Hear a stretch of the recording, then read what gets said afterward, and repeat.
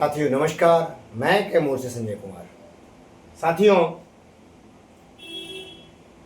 हम आ जाते हैं आज मुख्य मुद्दे पर ही, ई शिक्षा कोष।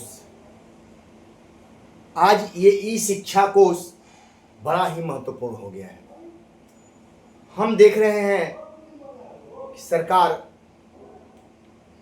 प्रमोशन के लिए भी एक लेटर निकला है, अखबार में निकला था कि प्रमोशन भी ई शिक्षा कोष के द्वारा होगा, हाजिरी भी ई शिक्षा कोष, सारे बच्चों का डाटा ई शिक्षा कोष। यानी हम शिक्षकों का लगभग सारा चीज ई शिक्षा कोष पर अपलोड हो चुका है, लगभग सारी चीजें ई शिक्षा कोष पर। अब बंधुओं, जब सारी चीजें ई शिक्षा कोष पर सिस्टम वाइज डाली जा रही हैं सरकार द्वारा, तो प्रमोशन ई शिक्षा कोष द्वारा कैसे होगा? यानी ई शिक्षा कोष पर सरकार वरीयता का भी निर्धारण करेगी। तो बंधुओं,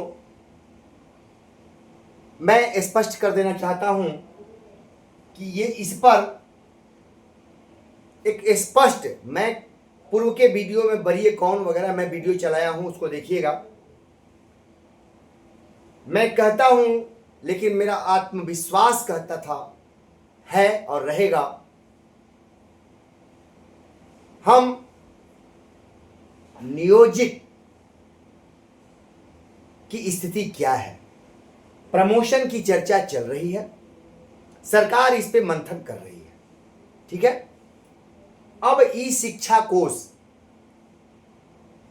हम लोग देख रहे थे, जो लोग, कई बंधु का फोन हर जिले से आता है, बहुत परेशान थे लोग, भैया हमारा नाम लास्ट में रख दिया है, जो विशिष्ट है उनको ऊपर कर दिए हेडमास्टर। कई बंधु जो भी फोन करते हैं वो सुन रहे होंगे मेरी बातों को। तो एक चीज हमको नजर आई ई शिक्षा कोष पर, चूंकि ई शिक्षा कोष पर अल्फाबेटिकल या जैसे तैसे था, लेकिन अब सरकार, मुझे जैसा लग रहा है, आप लोग भी इस पर ध्यान दीजिएगा, सरकार जो है ई शिक्षा कोष पर अगर कोई बदलाव हो रहा है तो बिना आदेश के बदलाव नहीं होता है। समझ रहे मेरी बात को? बिना बड़े पदाधिकारी के आदेश के उसमें बदलाव नहीं किया जा सकता है, उसमें चेंजिंग की जा रही है। जो अल्फाबेटिकल नाम वगैरह था, अब उसमें वरीयता का क्रम दर्शाया गया है। दो चार बंधु हमको भेजे भी हैं प्रमाण, लेकिन वो प्रमाण मैं सार्वजनिक नहीं कर सकता हूं, क्योंकि ई शिक्षा कोष उनका पर्सनल नाम है किसी का, तो समस्या है उस पर। लेकिन मैं बंधुओं से कहूंगा कि स्वयं अपना तो आप देख सकते हैं, प्रधानाध्यापक के स्कूल पर जाइए, शिक्षक के ये पर जाइए, अटेंडेंस वाले पे, उसमें वरीयता दर्शा दी गई है बहुत सारे जगहों पे। चूंकि एक हमारे बंधु हैं किशनगंज के, तो उन्होंने कहा कि भैया कल तक हमको 7वें नंबर पर दिखा रहा था, लेकिन आज उसको चेंज कर दिया गया है। मैं नियोजित हूं और मैं पुराने 99-94 बैच के जो प्रधानाध्यापक हैं उनके जस्ट नीचे मेरा नाम आ गया है, और उसके बाद बीपीएससी शिक्षक, उसके बाद अंत में विशिष्ट शिक्षक का नाम आ गया है। वो प्रमाण भी मैं हमको भेज दिए हैं, लेकिन मैं दिखा नहीं सकता, ठीक है। मेरा नाम भी नीचे था अल्फाबेटिकल, आप लोग समझ रहे होंगे, लेकिन मैंने भी अपने प्रधानाध्यापक से पूछा कि सर देखिए ना, ई शिक्षा कोष पर अब नाम सुधारा है या वैसे ही चल रहा है? अरे वैसे ही चल रहा है। फिर कहे कि चलो रुकिए देखते हैं। देखे तो प्रधानाध्यापक के बाद जस्ट मेरा नाम नीचे आ गया, जो कि 4-5वें नंबर पे था, वो जस्ट उनके नीचे मेरा नाम आ गया। सेकंड नंबर पे मैं हो गया, मेरे बाद एक और शिक्षक हैं जो नियोजित हैं, वो हो गए। उसके बाद बीपीएससी की शिक्षिका हैं, उनका नाम आ गया। उसके बाद 2 विशिष्ट भाई हैं, उनका नाम आ गया।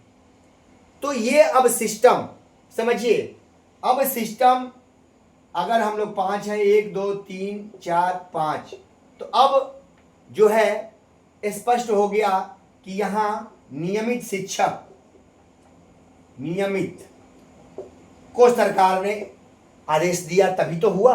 नियमित को वरीयता में सबसे ऊपर रखा गया है, सेकेंड पर नियोजित को रख दिया गया है दोस्तों, नियोजित को, और थर्ड पे विद्यालय अध्यापक,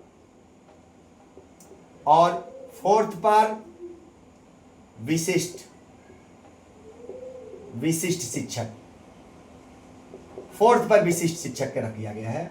अगर नियमित प्रधानाध्यापक हैं तो उसके बाद 34,540 या कोई भी शिक्षक होंगे तो 9300 वाले को रखा गया है, उसके बाद 5200 वाले को रखा गया, फिर 25,000 और ये 25,000 योगदान तिथि से इन दोनों को सजा दिया गया। आप इस शिक्षा कोष पर दिखवा लीजिए, क्योंकि कल कह रहे थे किशनगंज वाले मेरे बंधु बता रहे थे लक्ष्मण जी की कल तक दिखा रहा था कि मैं 7वें नंबर पर था, लेकिन भैया अब दिखा रहा है कि मैं दूसरे नंबर पर आ गया, सुधार दिया। तो ये ई शिक्षा कोष पर तेजी से सब सुधार चल रहा है। वरीयता भी यहीं से निर्धारित होगी इस शिक्षा कोष से, और वरीयता के अनुसार आपके नामों को सजाया जा रहा है। आप देख लीजिएगा, ये प्रमाणित है, क्योंकि मैं अपना देख लिया और 2-4-10 बंधु मुझे भेजे हैं, उनका देखने के बाद जब मैं आश्वस्त हो गया तब मैं आप लोगों को वीडियो पर बता रहा हूं और कह रहा हूं कि जा करके देखिए। इसके लिए आपको स्कूल लॉगिन पर जाना होगा, उसके बाद शिक्षक पे जाइए, उसके बाद अपना अटेंडेंस का डालिएगा तो सारे शिक्षकों का लिस्ट आ जाएगा, जितने शिक्षक हैं वो लिस्ट आ जाएगा। उसमें देख लीजिए कि वरीयता का क्रम क्या है। अगर आपका पूर्व का ही दिखा रहा है तो अभी उसमें सुधार चल रहा है, लगातार ये काम जारी हो रहा है, चल रहा है। आज के 10 दिन पहले मुझे जानकारी थी मेरे भी विद्यालय में कि मैं नीचे हूं, लेकिन आज के 4 दिन पहले मेरा भी नाम जगह पे आ गया, वरीयता क्रम में मैं दूसरे नंबर पे आ गया। तो मुझे तो शंका नहीं लगा, मैं तो पहले से कह रहा था बंधु देखिए ये राज्यकर्मी का स्केल है 9300, ये भी 5200 राज्यकर्मी का स्केल है, ठीक है। तो इसी के अनुसार वरीयता सजेगी, मैं पहले से बोल रहा हूं, और वही हुआ भी। ये वर्तमान में सजाया जा रहा है, उसके बाद तब फिक्स वेतन ये सजाया जा रहा है। तो आप एकदम निश्चिंत रहिए, और इसी वरीयता के अनुसार आप सरकार जो कह रही है कि इसी से प्रमोशन भी होगा, तो प्रमोशन भी इसी वरीयता के अनुसार, इस शिक्षा कोष के वरीयता के अनुसार ही प्रमोशन भी होगा। आप समझ गए बात को? यानी नियोजित का समय पूरा हो चुका है, इनका प्रमोशन होने जा रहा है, आप देखते रहिए। प्रमोशन का काम सरकार तेजी से चल रही है, मुझे भी कुछ जानकारियां हैं कि सरकार तेजी से प्रमोशन पर काम कर रही है, और कुछ ही दिनों में सरकार प्रमोशन का आदेश निकालेगी। कैसे करना है, क्या करना है, वो सब आदेश निकल जाएगा, ठीक है। जैसे मैंने कल कहा था कि ईपीएफओ पर भी आदेश निकलेगा, ईपीएफ आपका कैसे कटेगा वो भी सरकार आदेश निकालेगी, उसी तरह से प्रमोशन पर भी सरकार आदेश निकालने जा रही है। वरीयता पर क्लियर होने लगा, ई शिक्षा कोष पर वरीयता आपका स्पष्ट करने लगी सरकार। ई शिक्षा कोष खोल करके आप देखते रहिए, आपका वरीयता क्लियर हो जाएगा, जैसा कि बहुत सारे साथियों का हो चुका है, बहुत सारे साथियों का प्रक्रिया जारी, ठीक है। बहुत सारे पहले था कि अल्फाबेटिकल ABCD के अनुसार नाम था, वो सब चेंज हो गया, अब वरीयता के अनुसार इस पर नाम कर दिया गया। इसीलिए सरकार कह रही है कि इस शिक्षा कोर्स के अनुसार ही आपका प्रमोशन होगा। प्रमोशन में वरीयता देखी जाती है, जो वरीय होंगे उनका प्रमोशन पहले होगा, ठीक है। तो ये चीज क्लियर अब होते जा रहा है। तीसरा है, ये ट्रांसफर पे बवाल मचा हुआ है, ट्रांसफर पे बवाल मचा हुआ है। हम साथियों निवेदन करते हैं कि बिहार राज्य नियोजित शिक्षक ग्रुप जो है वो नियोजितों का ग्रुप है, कृपा करके उसमें ट्रांसफर पोस्टिंग की बातें ना डालें। उसमें आपसे रिक्वेस्ट है कि उसमें सिर्फ नियोजित के ट्रांसफर पोस्टिंग की बात ही करें। अब नियोजित के ट्रांसफर की बात मैं कर रहा हूं बंधुओं, मैं बता देना चाहता हूं, कुछ महिला शिक्षिका बहनों का फोन आया, तो शिक्षिका बहनों को जीवन में एक बार अंतर जिला ट्रांसफर का 2020 नियमावली के में लिखा हुआ है, आप देख लीजिएगा। 2020 नियमावली में स्पष्ट लिखा हुआ है कि एक बार महिला शिक्षक का अंतर जिला ट्रांसफर होगा, ठीक है। और एक बार अंतर जिला, अंतर प्रखंड या जो भी है, आप अपने नियोजन इकाई से एक बार बाहर जा सकते हैं। तो इसमें आपको स्पष्ट कर देना चाहता हूं कि घबराइए नहीं, हम उस पर भी हमारी लड़ाई जारी है, हम उसको भी लेंगे। और महिला पुरुष भाइयों के लिए नहीं है वो चीज़, लेकिन उसको भी भविष्य में हम लड़के करा ही लेंगे। जब महिला शिक्षिका बहनों का होगा तो हम पुरुष का भी होगा, धैर्य रखें। तो ये चीज़ें स्पष्ट हैं। इसलिए एक सबसे बड़ी हमारी जो बात है, ई शिक्षा कोष पर वरीयता का निर्धारण शुरू हो गया है। इसीलिए हमारे बड़े बड़े पदाधिकारी महोदय लोग कह रहे हैं कि ई शिक्षा अनुसार कोष के अनुसार ही आपका प्रमोशन भी होगा।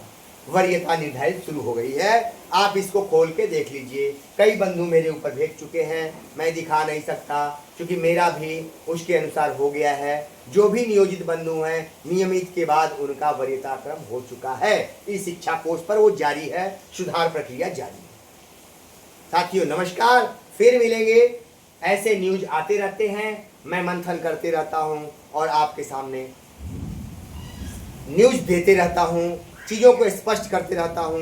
क्योंकि मैं जो कहता हूं तथ्य के साथ कहता हूं, बिना तथ्य और आंकड़े के नहीं बोलता हूं, और इसीलिए मेरी बात पर मुहर लगती ही रहती है और हमेशा लगती रहेगी। आप लोगों का प्यार और आशीर्वाद जो मेरे साथ है बिल्कुल लगेगी और मेरी तपस्या व्यर्थ नहीं जाएगी।